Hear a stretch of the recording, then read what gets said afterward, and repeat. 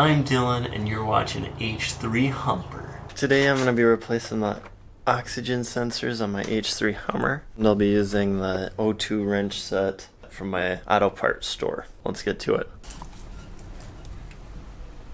Lucy's joining us in the garage. Here's my O2 sensor connector.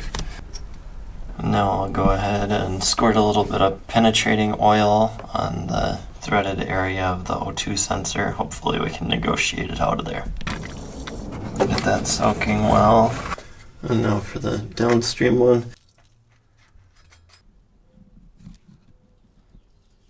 Alright, I'm back up top now. Had some time to soak, so I'll throw the wrench on it, see if I can get it off of there. Now I've got the little crowfoot style wrench on there with a long breaker bar.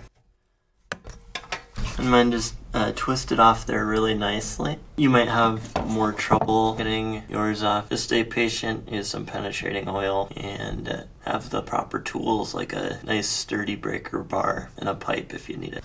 Twisted it all the way out. Install the new O2 sensor and the new sensors installed. Time for the second one. Now I'll follow the same steps on this side.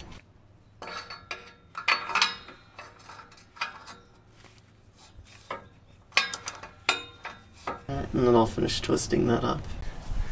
Got that one reinstalled. Now I'm finished. Cool. Thanks for watching.